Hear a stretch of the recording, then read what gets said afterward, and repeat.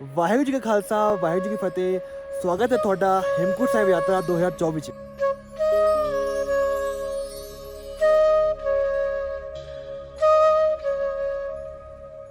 सत श्री अकाल जी सारिਆਂ ਨੂੰ। ये वाला व्लॉग बहुत स्पेशल है क्योंकि इस वाले व्लॉग में हम यात्रा करने जा रहे हैं। श्री हेमकुंट साहिब की 2024 की यात्रा है। कैसे कैसे वहाँ पहुँच पाएंगे, कैसी यात्रा रहेगी, कौन कौन से पड़ाव रहेंगे, कितना लंबा ट्रैक रहेगा और अभी लेटेस्ट अपडेट क्या है व्लॉग में आप जानोगे। व्लॉग हिंदी में रहेगा क्योंकि पंजाबी में नहीं रहेगा, क्योंकि बहुत ऑडियंस जो हमारी है वो हिंदी भी देखती है। तो जो भी हेमकुंट साहिब की यात्रा करना चाहते हैं वो इस व्लॉग में सब कुछ जान पाएंगे। अभी मैं दिल्ली में हूँ और गाड़ी में यात्रा कर रहा हूँ। ये वाली रजिस्ट्रेशन मेरा हो रखा था तो रजिस्ट्रेशन की दिक्कत नहीं है। यहाँ से मैं सबसे पहले जाऊँगा ऋषिकेश। ऋषिकेश से हम निकलेंगे मॉर्निंग गोविंद घाट में। पूरा सफ़र दिखाने वाला हूँ, पूरी यात्रा दिखाने वाला हूँ। क्या क्या करना पड़ेगा, क्या क्या ज़रूरत है, सब इस व्लॉग में कवर रहने वाला है। तो सत श्री अकाल दोस्तों, वाहिगुरु जी का खालसा वाहिगुरु जी की फतेह। तो अपने पहले पड़ाव में हम पहुँच चुके हैं ऋषिकेश के गुरुद्वारे हेमकुंट साहिब में।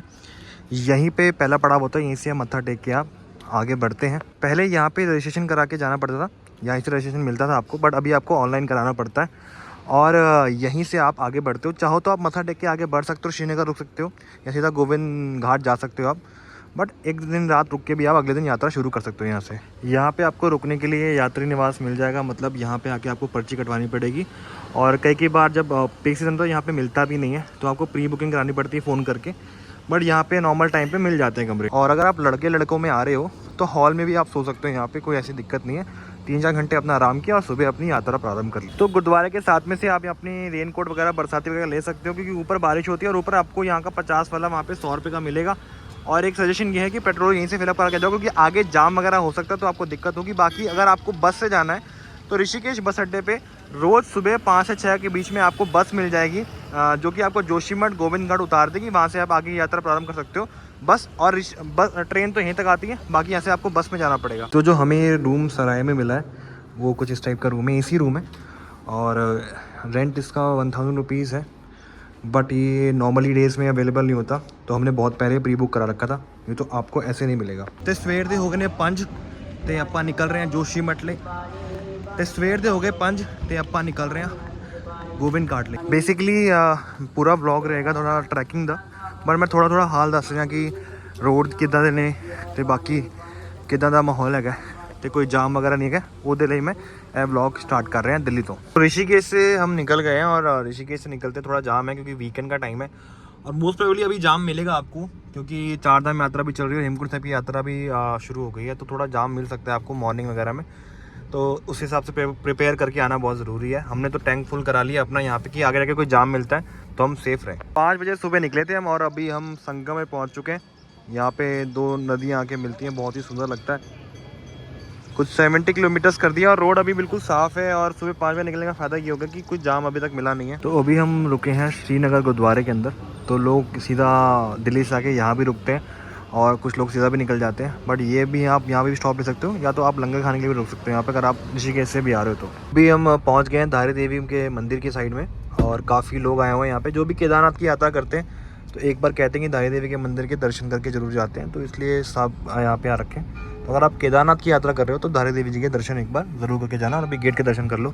अब हम आगे निकल रहे हैं अपने जोशीमठ की साइड। हम सुबह 5 बजे निकले थे और अभी 2:15 बज रहे हैं और अराउंड आधे घंटे में हम गोविंद घाट पहुँच जाएंगे और पार्किंग में हम गाड़ी वाड़ी लगा के फिर रूम लेके आज गोविंद घाट में ही स्टे करना है हमने। और कल से हम ट्रैक स्टार्ट करने वाले हैं गोविंद धाम से लेके गोविंद घाट का, जो कि 13 किलोमीटर का ट्रैक रहने वाला है। एक बार अभी गोविंद घाट पहुँचते हैं, आपको फिर और आगे बताते हैं।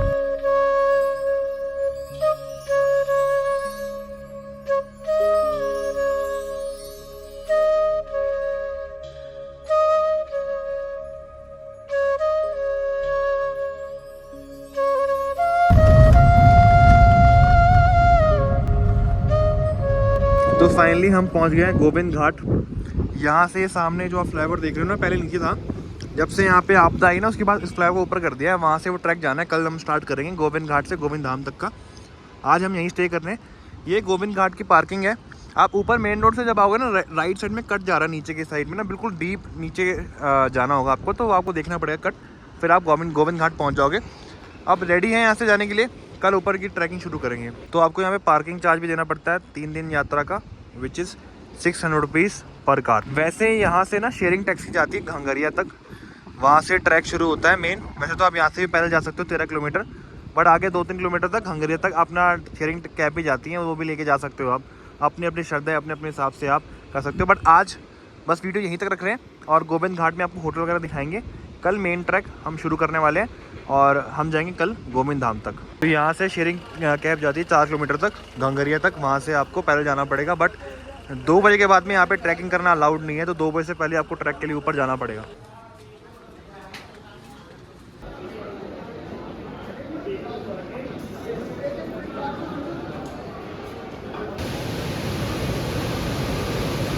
तो ये है गोविंद घाट का गुरुद्वारा, ये है हमारा पहला पड़ाव जहाँ से पूरा ट्रैक स्टार्ट होता है कल का।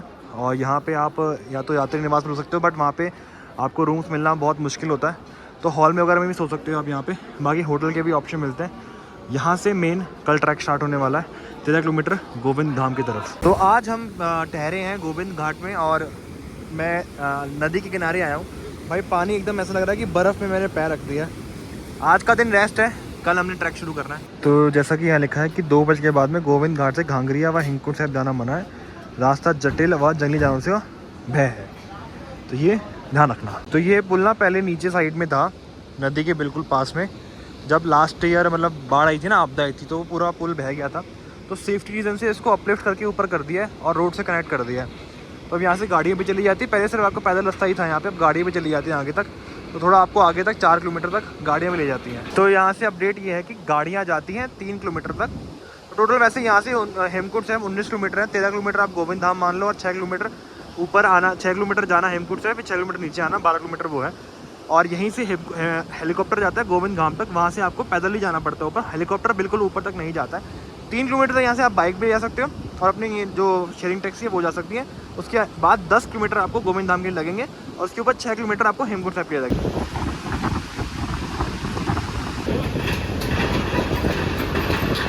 तो गुड मॉर्निंग दोस्तों, आज हम यात्रा स्टार्ट कर रहे हैं अपनी गोविंद धाम के लिए। 13 किलोमीटर की ये यात्रा रहनी है। रात हम ऐसे कुछ रूम में रुके थे। ये गुरुद्वारे का सराय का रूम है। 1100 रुपये का कुछ मिलता है एक नाइट के लिए, जहाँ पे आराम से 6 लोग एक रूम में सो सकते हैं। बट नॉर्मल डेज़ में नहीं मिलता, अवेलेबल होता है, और बैचलर्स को नहीं मिलता है, सिर्फ फैमिलीज़ को मिलता है। और मैक्सिमम जो जत्थे वाले आते हैं उनको मिलता है। तो इसकी अवेलेबिलिटी बहुत ही मुश्किल से मिलती है। बाकी अगर आपको रुकना है तो होटल वगैरह भी मिल जाएंगे यहाँ पे। बाकी आप बाहर यहाँ पे हॉल वगैरह बने होते हैं, वहाँ यहाँ से गद्दा लेके सो सकते हो, वो भी ऑप्शन अवेलेबल होता है। बट अभी यहाँ से हमने डिसाइड किया है कि यहाँ से हम शेयरिंग टैक्सी लेंगे, 3 किलोमीटर आगे तक जाएंगे और वहाँ से हम अपनी 10 किलोमीटर की लास्ट यात्रा शुरू करेंगे गोविंद धाम के लिए। तो सुबह के 10:30 बज गए। अब यहाँ से हम शेयरिंग टैक्सी ले रहे हैं और ऊपर चल रहे हैं। जो शेयरिंग टैक्सी का है वो 50 रुपये पर हेड है। 3 किलोमीटर ऊपर तक छोड़ेगी, वहाँ से हमें पैदल जाना पड़ेगा। ऐसी कुछ सुमो वो टाइप होती हैं। चलो जी, टोटल 10 सवारी भरते हैं तभी निकलते हैं। तो 10 लोग हम हो गए टोटल। ऐसा कुछ आपको बैठ के जाना पड़ेगा, 3 किलोमीटर तक छोड़ेगा। उसके बाद आपको पैदल रास्ता करना है 10 किलोमीटर का। 11 बजे मोस्टली हम शुरू करेंगे, देखते हैं कितने बजे तक पहुँचते हैं ऊपर।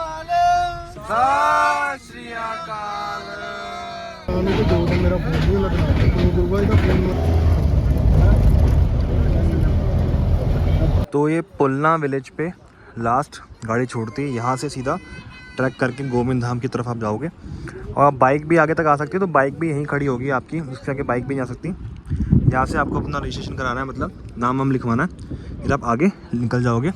यहाँ से अब मेन ट्रैक शुरू होगा। देखते हैं कितना टाइम लगता है। 11 बज चुके हैं हमको और कितने बजे तक हम गोविंद धाम पहुँचते हैं हम एक बार देखते हैं। पुलना विलेज हम अभी खड़े हैं। तो यहाँ पर रजिस्ट्रेशन नहीं होता, पार्किंग की पर्ची कटती है आपकी बाइक की। पुलना विलेज में यहाँ तक बाइक्स आती है, तो यहाँ पे भी बाइक खड़ी करके यहाँ पे भी बंदा स्टे कर सकता है और स्टे करके सुबह मॉर्निंग में अपना यात्रा स्टार्ट कर सकता है। पहले ऐसा नहीं था बट वैसा हो गया है। ये है पुलना की मेन पार्किंग। जब आप वापसी आओगे ना तो आपको यहीं से कैब मिलेगी वापसी के लिए और वहाँ पीछे उतारते हैं। बट सामान आगे तक आप ला सकते हो, एक बंदा भेज के यहाँ तक सामान आ जाएगा आपका। यहाँ से आप चाहो तो पिट्ठू बैग कर लो, चाहे घोड़ा खच्चा कर लो आप आगे जाने के लिए। बट अब मेन ट्रैक यहीं से स्टार्ट होना है। यहाँ से फिर अपना मेन हमारा ट्रैक स्टार्ट होता है। घोड़े अगर आपको बुक करना है तो आगे आपकी पर्ची कटेगी। 1900 रुपये का रेंट है घोड़े का, और पिट्ठू का कुछ 1500 से 2000 रुपये के बीच में वेरी करता है। ये दोनों आपको ऊपर ले जाते हैं गोविंद धाम तक के। तो घोड़ों के रेट कुछ ऐसे ही हैं, तो एक बार आप पॉज कर लो तो आप समझ पाओगे। आना जाना कैसे है, सब कुछ है। एक तरफ का 1900 रुपये ही है मेरे हिसाब से। उसके आगे फिर हेमकुंड साहिब के लिए आपको गोविंद धाम से करना पड़ेगा। चढ़ाई हमने स्टार्ट कर ली है, बट ऐसे सुंदर सुंदर नज़ारे, ऐसे सुंदर सुंदर वाटरफॉल आपको पूरे रास्ते में देखने को मिलेंगे। खड़ी चढ़ाई स्टार्टिंग में है, ऐसे बेंचेस मिलेंगी आपको, रुक रुक के आराम से चलोगे पहुंच जाओगे ऊपर। ऐसी हमने कांडी करी है मनवीर के लिए, और बाकी हमारे बैग्स भी इस पे ही आ रहे हैं। टोटल हमने इसका 2500 रुपये दिया है, बैग्स प्लस इस महाराज का। ऐसे रेन शेड्स भी यहाँ अवेलेबल है, उसके साथ में वॉशरूम्स अवेलेबल है। कुछ खास साफ़ नहीं है वॉशरूम्स, और रेन शेड में आप रेन के टाइम पे और वैसे छाँव लेने के लिए बैठ सकते हो आराम से। ट्रैक ऐसे स्मूथ चलता रहेगा आगे, बहुत ज़्यादा खास चढ़ाई नहीं है यहाँ पे, बट आगे जाके जब हेमकुंड साहिब का ट्रैक करेंगे वो बहुत चढ़ाई है। 2 किलोमीटर काफ़ी खड़ी चढ़ाई मेरी थी, और ढलान आ गई है, फिर थोड़ा प्लेन आएगा, फिर चढ़ाई। तो ऐसे ही रास्ता पूरा जाता रहेगा, ऐसे ही आप लोगों को भी जाना है। घोड़े कच्चर का अगर ये सीन है, वहाँ से आप पर्ची नहीं कटवाओगे ना, तो थोड़ा आगे जाओगे 1 किलोमीटर, तो आपको घोड़ा सस्ता मिल जाएगा बिना पर्ची के। तो यहाँ पे सब भी चलता है। तो 2 किलोमीटर के बाद में खड़ी ढलान है, और अब ढलान पे जा रहे हैं हम लोग। आगे जाके थोड़ा प्लेन मिलेगा, बट वापसी में ही जो आपकी ढलान है वो आपकी चढ़ाई हो जाएगी। तो एक ऐसे ही चलता है सिस्टम यहाँ पे, एकदम से केदारनाथ जैसे है ना कि वो बिल्कुल चढ़ना है और उतरना, ऐसा नहीं है। यहाँ पे चढ़ना उतरना दोनों। 1.5 घंटा हमको लगा है, और हम जंगल चट्टी पहुँच गए। फूलों की गाड़ी जब ट्रैक शुरू होता है अगस्त में, तो 12 किलोमीटर यहाँ से पड़ता है जंगल चट्टी से, वो भी जा सकते हो। बट अभी फूलों गाड़ी खुली नहीं हुई है, तो पहला पड़ाव जंगल चट्टी में, यहाँ पे आप खा पी सकते हो, आराम से बैठ सकते हो। ट्रैकिंग का एक ही रूल है, स्लो स्लो चलो और 2 मिनट का ब्रेक लो, चलते रहो। ज़्यादा देर का ब्रेक मत लेना, बॉडी ठंडी हो जाती है, फिर दिक्कत होती चलने में। ये रूल फॉलो करके चलोगे पहुँच जाओगे आराम से। चलते चलते कुछ ऐसे नज़ारे बीच बीच में मिलते रहते हैं। सुंदर है नदी, और आगे जाके नदी के पास ही बैठ के हम कुछ खाएंगे पियेंगे। बाकी अल्टीमेट नज़ारा है। चल रहे हैं हल्के करके, 3 किलोमीटर तक कर लिया हमने अभी, और 2 घंटे हमें हुए अभी। कुछ 3 घंटे हो गए हमें चले हुए, और ऑलमोस्ट 4 से 5 किलोमीटर हमने कवर कर लिया है। रास्ता बहुत ज़्यादा मुश्किल नहीं है अभी तक का, और गोविंद धाम तक बहुत ज़्यादा मुश्किल नहीं रहेगा। और उसके आगे जो भी चढ़ाई है, खड़ी चढ़ाई की, जो हम कल पूरी करने वाले हैं। तो एंड तक ये ब्लॉग देख। रास्ते में ऐसे खाने पीने की आपको कोई दिक्कत नहीं होगी, और आधे रास्ते पे ये वॉशरूम वगैरह भी बने हुए हैं, सुलभ शौचालय वगैरह, उनका भी यूज़ कर सकते हो। बाकी चलते रहो हल्के करके, पहुंच जाओगे, क्योंकि पहला पड़ाव मेन है। उसके बाद में तो आपको सिर्फ ऊपर जाना और नीचे ही आना करना है। ऑलमोस्ट 6 किलोमीटर हमने कर लिया, नदी के पास पहुँच गए। ये एक पुल है जो घोड़े लेके जाते हैं, यहाँ से हम नॉर्मल पुल क्रॉस करते हैं। यहाँ आप थोड़ा रेस्ट कर सकते हैं, खा पी सकते हैं। और यहाँ कोई खड़ी चढ़ाई होगी 3 से 3.5 किलोमीटर, उसके बाद आप पहुँच जाओगे गोविंद धाम। तो पुल पे हम पहुँच चुके हैं। ऑलमोस्ट यहाँ से 3 साढ़े 3 किलोमीटर बचा है, काफ़ी रास्ता कवर हो गया है। और यहाँ से अब कुछ खाएंगे पियेंगे, थोड़ी देर नदी पे बैठेंगे हम, काफ़ी आनंद आएगा। ये जो स्पॉट आप देख रहे हो ना, ये स्पॉट है, यहाँ से 6 किलोमीटर तक आपने कवर कर लिया। इसका मतलब यहाँ से 3 से 4 किलोमीटर खड़ी चढ़ाई से ऊपर जाना पड़ेगा। और चाहो तो आप थोड़ी देर नदी के साथ बैठ सकते हो। पानी पूरा, अभी मैंने पैर डाले, पूरा ऐसा लग रहा है बर्फ़ में पैर डाल दिए। ऊपर ग्लेशियर पिघल के आ रहे हैं, वैसा पानी है यहाँ पे। खाओ पियो आराम से, पीछे मत खाओ तो ज़्यादा बेटर है। यहाँ का नज़ारा थोड़ा ज़्यादा बेटर है। बाकी पानी का बहाव भाई बहुत तेज़ है।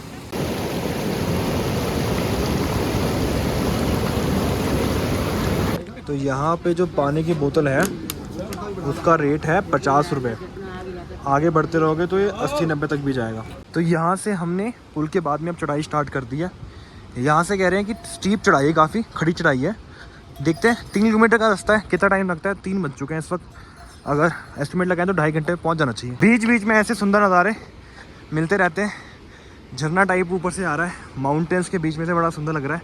हमने इधर से जाना रास्ता, काफ़ी खड़ा चढ़ाई चल रही है, बट नज़ारों के साथ साथ जाने में मज़ा आ रहा है। वैसे ही नीचे वाला पुल पहले ऑपरेशनल था, बट जब बाढ़ आई थी ना, सारा कुछ बह गया था। तो ऐसे ही ना सब पुल ना ऊंचे कर दिए और स्ट्रॉन्ग कर दिए कि कितनी भी बाढ़ आ जाए पुल को कोई दिक्कत नहीं होगी। बट नज़ारे बड़े सुंदर हैं। जैसे कि लास्ट का ये ट्रैक है ना, 3 किलोमीटर का 4 किलोमीटर का, काफ़ी स्टीप है। तो अगर वहाँ से आप घोड़ा नहीं कर रहे हो, यहाँ तक आ रहे हो, और साथ में कोई थक गया ज़्यादा और नहीं कर सकता, तो यहाँ से भी घोड़ा कर सकते हो। 600-700 रुपये लेगा आपको, गोविंद धाम छोड़ देगा। तो ये ऑप्शन भी अवेलेबल है। तो यहाँ पे थोड़ा अकेले जाने से बचना आप, क्योंकि थोड़ा सा भालू का खतरा रहता है यहाँ पे, तो इसलिए यहाँ पे वार्निंग दे रखी है। तो अकेले मत जाओ, ग्रुप वगैरह में जाओ, थोड़ा बढ़िया रहेगा। ये देखो, ये मधुमक्खी का छत्ता लगा हुआ है यहाँ पे, कितना बड़ा है। आमतौर पे आपको पहाड़ों के अंदर ये देखने को मिल जाता है। क्योंकि ये रहा है, एक ऊपर पीछे देखो, उसमें शहद भी लगा हुआ दिख रहा है। कितने बड़े छत्ते हैं यार, कोई तोड़ दो मधुमक्खी आपके ऊपर यार। ये जो लास्ट 3 किलो का पैच है ना, ये थोड़ा स्टीप है। ये देखो ऐसी लगा, फ़ोन में समझ में नहीं आ रहा होगा, बट खड़ी चढ़ाई ऊपर तक जाने की है। थोड़ा आपको यहाँ पे प्रैक्टिस की ज़रूरत पड़ेगी। कुछ 1 घंटे का रह गया, 1-1.5 किलोमीटर रह गया, मगर उससे पहले हमको ये वाटर क्रॉसिंग आई है पहली, और साथ में एक ग्लेशियर है, बर्फ़ दिखनी स्टार्ट होगी है। अभी 4:30 बज रहे हैं, 11 बजे हम लोग निकले थे, और 1 किलोमीटर रह गया घांगरिया गोविंद धाम, 1 किलोमीटर रह गया। कुछ 500 मीटर पे हेलीपैड आएगा, वहाँ से फ्लैट सीधा जाना है। और कल हम शुरू करेंगे चढ़ाई हेमकुंड साहिब की 6 किलोमीटर की। ऑलमोस्ट खड़ी चढ़ाई ख़त्म हो गई है, और भाई व्यू देखो एक बार, कितने सुंदर नज़ारों का भी आप आनंद ले सकते हो मेरे साथ में इस यात्रा में। बट भाई बहुत खूबसूरत, बहुत ज़्यादा खूबसूरत। तो अभी हम हेलीपैड तक पहुंच चुके हैं। ये हेलीपैड बना हुआ है 1 किलोमीटर पहले घंगरिया यानी गोविंद धाम से।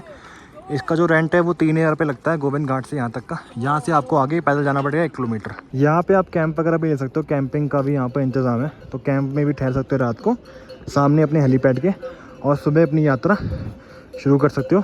कांजिला हेलीपैड है ये, और काफ़ी सुंदर जगह है। नहीं, हम पहुँच गए हैं, यहीं पे सारे घोड़े खड़े होते हैं। यहाँ से हम गोविंद धाम पहुँच गए घांगरिया, और यहीं से ट्रैक जाता है वैली ऑफ फ्लावर का भी, वो भी जब आप करोगे तो यहीं से जाओगे। बट फ़िलहाल हम गोविंद धाम पहुँच चुके हैं 5:15 में। 5:15 हम पहुँच चुके हैं। ऑलमोस्ट 6-6.25 घंटे लगे, जिसमें भी 1.5 घंटा हम रुके थे। तो 5 घंटे में टोटल हमने 10 किलोमीटर किया है। भाई मज़ा आ गया, बहुत ही बढ़िया, बहुत सही टाइम पे कर लिया। अब होटल जाते हैं और आराम करते हैं। तो ये आखिरी पड़ाव है हेमकुंड साहिब का, गोविंद धाम। यहाँ पे बहुत सारे होटल्स के ऑप्शन है। चाहो तो आप गुरुद्वारे में हॉल में भी सो सकते हो, हाँ गुरुद्वारे में रूम ले सकते हो, मगर रूम बहुत मुश्किल से ही मिलता है। खाने पीने का बहुत सब कुछ सही है, अच्छा है यहाँ पे। तो वैली ऑफ फ्लावर का भी यहीं से जाता है वैसे तो, बट अभी स्टार्ट नहीं हुआ है। अभी हम गुरुद्वारे जा रहे हैं, गुरुद्वारे के पास में हमारा रूम है, और कल सुबह शुरू करेंगे हम अर्ली मॉर्निंग यात्रा हेमकुंड साहिब की, जो कि यहाँ से 6 किलोमीटर है। कुछ ऐसा रूम है हमारा यहाँ पे, जो कि 1000-1100 का में पड़ा है। 2 दिन के लिए अब यहीं स्टे करेंगे, यहीं सामान रख के सुबह ऊपर जाएंगे, फिर नीचे आएंगे, और कल रात को यहीं रुकेंगे। आज रात को भी यहीं रुक रहे हैं, हमारे पास में अच्छा खासा टाइम है आराम करने का।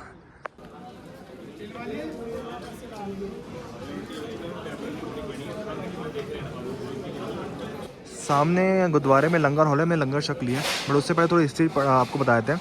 इस पेड़ के नीचे वो लोग रुकते, वो रुका करते थे जिन्होंने हेमकुंड साहिब की खोज की थी। तो ऊपर से आके वो यहीं रुकते थे, क्योंकि उस समय बहुत शेरों का खतरा था और ठंड भी बहुत थी। तो इस पेड़ के नीचे रुकते थे, रिसर्च करके आते थे और यहाँ पे रुका करते थे। तो ये इतिहास है इस पेड़ का। और यहाँ पे अब गुरुद्वारा बन गया काफ़ी ज़्यादा बड़ा, और यहाँ पे सराय वगैरह, रूम वगैरह भी मिल जाते हैं। ऑब्वियसली बहुत मुश्किल से मिलते हैं, बट मिल जाया करते हैं यहाँ पे। तो इसका इतिहास ये है। बाकी वीडियो पूरा एंड तक देखोगे तो आपको बहुत चीज़ें और पता लगेंगी। तो जिन्होंने खोज की थी उनका नाम मोदन सिंह जी था, मैंने अभी भी यहाँ से पढ़ा है। तो वो यहाँ पे आके रुका करते थे, क्योंकि जंगली जानवर, शेर का बहुत खतरा था और ठंड थी। तो जब भी ऊपर से जाते थे यहीं पे रुकते थे वो यहाँ पे। गुड मॉर्निंग एवरीवन, सुबह के 6 बज रहे और ऑलमोस्ट भी हम रेडी हैं ऊपर जाने के लिए। 6 किलोमीटर की अभी यात्रा रहने वाली है, और कोशिश ये करेंगे हम 6:30 तक यहाँ से निकल जाएँ और 11 बजे तक पहुँच जाए ऊपर पहली अरदास से पहले, और मत्था टेकेंगे गुरुद्वारे और यहाँ से निकलेंगे सीधा। 6:30 एक्सपेक्ट था निकलने का, बस 15 मिनट लेट है। मत्था टेक के अब सीधा आगे ट्रैकिंग निकल रहे हैं। 6 किलोमीटर है यहाँ से, देखते हैं कितना टाइम लगता है। वाहिगुरू जी का खालसा, वाहिगुरू जी की फतेह। निकल गए हैं अपने आखिरी हेमकुंड साहिब के ट्रैक पे। 6 किलोमीटर का ट्रैक रहने वाला है। आप लोगों को ये बता दूं कि अगर आप यहाँ से निकल रहे हो, अगर आपने घोड़ा लेना है तो एक बार पूछ लेना कि बर्फ़ कहाँ तक है। अभी बर्फ़ ना 2 किलोमीटर तक पहले तक है, और बर्फ़ में घोड़ा चलता नहीं है, तो आपको 2 किलोमीटर पैदल जाना पड़ेगा। अगर ऊपर जाना है आपने पूरा, तो आपको सिर्फ पिट्ठू ही लेके जा सकते हैं। तो आपको अगर पूरा ऊपर जाना तो आपको पिट्ठू करना पड़ेगा। घोड़ा पूरा ऊपर नहीं जाएगा, जहाँ तक बर्फ़ होगी वहीं तक जाएगा। तो अभी 2 किलोमीटर तक बर्फ़ है, तो 4 किलोमीटर ही घोड़ा जाएगा, 2 किलोमीटर नहीं जाएगा। ये ट्रैक थोड़ा डिफ़िकल्ट रहेगा। और सामने कितने सुंदर नज़ारे हैं, पहाड़ दिख रहे हैं मेरे को। 6 किलोमीटर का ट्रैक है और बिल्कुल खड़ी चढ़ाई है, और साथ में ऊपर जाके ऑक्सीजन की कमी हो जाती है, इसलिए थोड़ा संभल के जाना पड़ता है। ऐसे सुंदर नज़ारे आपको मिलते रहने वाले। यहाँ पे ग्लेशियर जमा हुआ है और साथ में वाटरफॉल में पानी आ रहा है, और वहाँ पे कितना सुंदर है भाई। एक खड़ी चढ़ाई है पूरी अब ऊपर तक 6 किलोमीटर। तो सांस बहुत फूलेगी, आगे ऑक्सीजन की कमी होगी, थोड़ा आराम आराम से चलना, पहुंच जाओगे। यहाँ से फूलों की घाटी का भी रास्ता जाता है जो कि टोटल 4 किलोमीटर है। बाकी हमें वहाँ नहीं जाना, अभी खुला भी नहीं हुआ, हमें जाना सीधा। खड़ी चढ़ाई रहने वाली है और टाइम लगेगा। ये थोड़ा क्लोज़र लुक है, मतलब कितना ही सुंदर लग रहा है, कितना ही सुंदर लग रहा है। यहाँ पे ग्लेशियर जमा हुआ है, ऊपर से वाटरफॉल आ रहा है और ये साथ साथ हमारा रास्ता जा रहा है। वेरी ब्यूटीफुल यार। वो जो नीचे वाटरफॉल दिखाया था ना, वो इतनी ऊपर से आ रहा है, मन कर रहा है सारे नज़ारे दिखाते हुए चलें। हर नज़ारा इतना सुंदर है यहाँ पे। अगर यहाँ से देखोगे ना तो ये रास्ता ऐसे जा रहा है, ऐसे ऐसे ऐसे, और खड़ी चढ़ाई में ऊपर पूरा पहाड़ चढ़ना है। देखो हम कितने नीचे से आ रहे हैं, वहाँ से नीचे से आ रहे हैं और खड़ी चढ़ते हुए जा रहे हैं। तो ये चढ़ाई ऐसी ही है पूरी ऊपर तक, कोई भी नीचे प्लेन नहीं है। चलते चलते हमको 1.25 घंटा हो गया या 1.5 घंटा ही हो गया। 2 किलोमीटर हमने कवर कर लिया है, बट ये चढ़ाई थोड़ी मुश्किल है। और क्या ना, चलने से पसीना आता है, रुकते तो ठंड लगती है, तो पसीने से आपको ठंड डबल लगती है। बट खड़ी चढ़ाई है पूरी की पूरी, तो हिम्मत करके आना। हमारे 6 बंदे थे जिसमें से 4 लोगों ने घोड़ा कर लिया है, हम 2 ही बचे हैं बस चलने वाले, उनकी भी हिम्मत उड़ गई। 9 बज गए और 3 किलोमीटर हमने कर लिया है। ये देखो सामने जो वाटरफॉल दिख रहा है ना, ये ग्लेशियर पिघल के नीचे आ रहा है। ये जो ग्लेशियर बने हुए ना, ये सब वाटरफॉल है। और वहाँ जहाँ हमको बर्फ़ दिख रही होगी, हमने वहाँ जाना है। वो देखो वो ये चढ़ाई ऐसे है, खड़ी चढ़ाई। वहाँ हम नीचे से आ रहे हैं। वह अभी तो ट्रैक बने हुए हैं, हमने ऊपर तक जाना है, वो बर्फ़ तक। मैं तब का सोचो जब इसकी खोज की गई थी, तब कोई ट्रैक नहीं था, तब कुछ नहीं था। वो कैसे आए होंगे और कैसे उन्होंने पहाड़ खोजा होगा, ये वाला बड़ा ही मुश्किल था, सोचा भी नहीं जाता ये चीज़ तो। और बाबा जी कितना आए होंगे भाई, बट व्यू बहुत सुंदर है। ये सामने जो आपको ग्लेशियर दिख रहा है ना, यहीं तक घोड़े जाते हैं, मतलब 1 किलोमीटर रह गया यहाँ से। अभी 9:15 बज रहे हैं, ऑलमोस्ट 3-3.5 किलोमीटर हमने कर लिया है। तो हम लोग 4 किलोमीटर आ गए हैं। घोड़े सिर्फ यहीं तक जाएंगे जहाँ तक बर्फ़ है, आगे ग्लेशियर आ गया, उसके आगे अब सब पैदल जाएंगे। अगर आपको जाना है तो आपको पिट्ठू करना पड़ेगा, यहाँ से पिट्ठू मिलेंगे। तो हम लोग ग्लेशियर पे आ गए। यहाँ से बर्फ़ शुरू है, 2 किलोमीटर तक है। और यहाँ डंडी काम आएगी, नुकीली वाली आपकी, तो इसको लेके चलना, बर्फ़ में बहुत काम आएगी। इस पे आराम से चलना चाहिए, क्योंकि अगर एक बार नीचे गिरे तो पूरा नीचे जाओगे आप। तो बर्फ़ में थोड़ा संभल के, बाकी जूतों को भी देख लेना क्योंकि पानी लग सकता है उसमें। यहाँ से थोड़ा ध्यान से जाना पड़ेगा आपको, क्योंकि बर्फ़ है, ग्लेशियर के ऊपर से जाना पड़ेगा आपको, तो पकड़ के। यहाँ से रास्ता ख़राब है भाई, डंडी को पकड़ के चलो, फिसलन बहुत है, फिसल रहे बंदा तो नीचे एकदम से नीचे गिर सकते। तो ये वो ग्लेशियर है मेन जो बीच में आता है, पूरा जमा हुआ है ऊपर से नीचे। वैसे तो ये नहर वो है, झरना है, और पूरा भरा हुआ है यहाँ से नीचे। पूरा ये झरना है जो पूरा जमा हुआ है ना, ऊपर से देखो पूरा ऊपर से आ रहा है, और पूरा यहाँ से रास्ता बनाया हुआ है, बर्फ़ में से जाना पड़ रहा है। अलग एडवेंचर। 1 किलोमीटर पहले हम और यहाँ पे कुछ खा पी रहे हैं, तो यहाँ पे सब कुछ 100 रुपये का ही। मैगी भी 100 की है, पानी भी 100 का है, और परांठा भी 100 रुपये का है। और सामने बंदे रास्ता साफ़ कर रहे हैं, बर्फ़ निकाल रहे हैं। देखो बर्फ़ कितनी ऊँची तक है, पूरा साफ़ करते हैं यहाँ पे आर्मी वाले और अपनी रास्ता बनाते हैं। पूरा ये ट्रैक अब ये बर्फ़ वाला स्टार्ट हो गया। आगे जाके 2 डाइवर्जन आएंगे, एक ये सीढ़ियों वाला रास्ता है और ये सीधा रास्ता है। ये 1 किलोमीटर का है और वो 2 किलोमीटर का है। बस सीढ़ियों में थोड़ी थकान ज़्यादा होगी, बट आप जल्दी पहुँच जाओगे। और ये बर्फ़ वाला रास्ता बार बार आर्मी वाले साफ़ कर रहे हैं आपके लिए। ऊपर से वाटरफॉल आ रहा है कितना सुंदर, और नीचे पानी आ जा रहा है ग्लेशियर में, मगर वहाँ से कहीं निकल नहीं रहा, पता नहीं लग रहा कहाँ से आ रहा है कहाँ नहीं। तो यहाँ से रास्ता डाइवर्ट होता है, 300 सीढ़ियाँ यहाँ से ऊपर चढ़ के जाना पड़ेगा। ये ऑप्शन है, और एक ये ऑप्शन है जो 2 किलोमीटर का है। यहाँ से आपका 1 किलोमीटर कम हो जाएगा, बट सीढ़ियाँ काफ़ी स्टीप है ऊपर तक।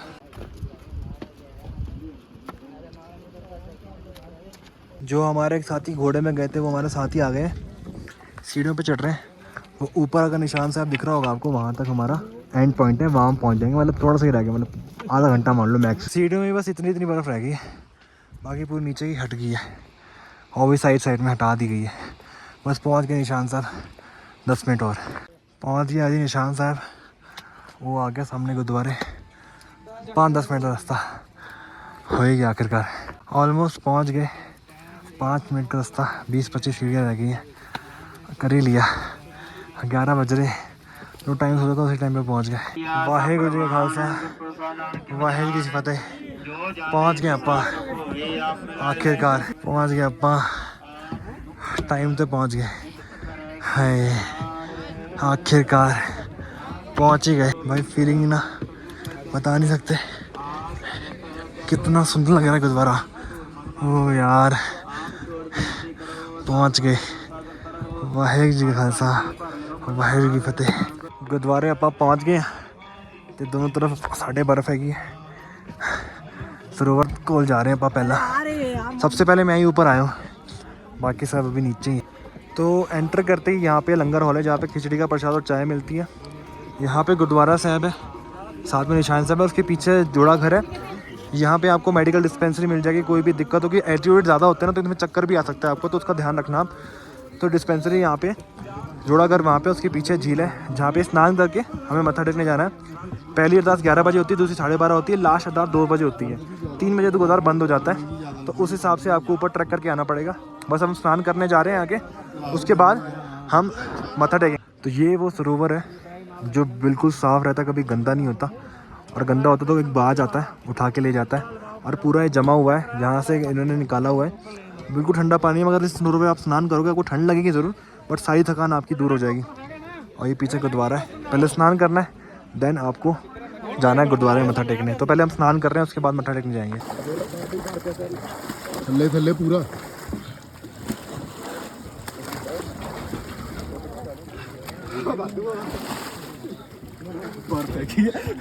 मेरा तो स्नान हो गया, बिल्कुल बॉडी सुन हो जाती, बिल्कुल आइस का पानी, आइस बात कर दो अंदर।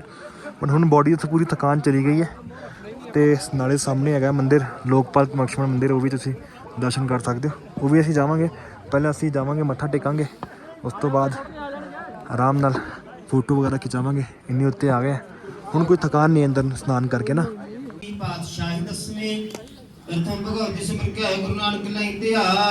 प्रसाद इधर मिलता है नॉर्मल अपना खिचड़ी ते चाह दा, सिर्फ चाह दा, गरम गरम खिचड़ी होंदी है तो चाह दा प्रसाद मिलता है। ऊपर मेन गुरुद्वारा है और नीचे गुरु महाराज जी का तपोस्थान है।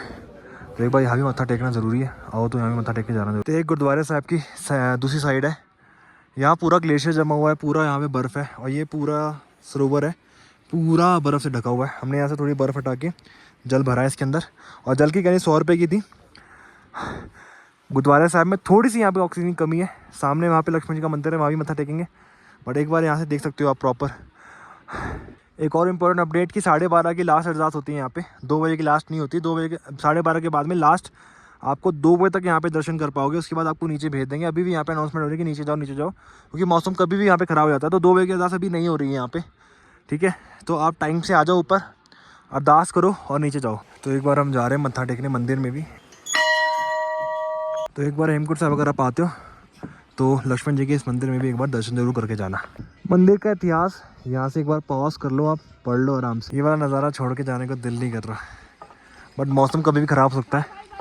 तो टाइम भी हो गया नीचे जाने का, नीचे चलते हैं। तो ये था कंप्लीट व्लॉग हेमकुंड साहिब यात्रा 2024 का। कोई भी क्वेश्चन हो मुझे कमेंट में ज़रूर पूछना, बाकी कोई भी दिक्कत है मैं बता दूँगा आपको, ठीक है। वाहिगुरू जी का खालसा वाहिगुरू जी की किस्मत, वाहिगुरू जी का खालसा वाहिगुरू जी की फतेह। मिलते हैं किसी और को।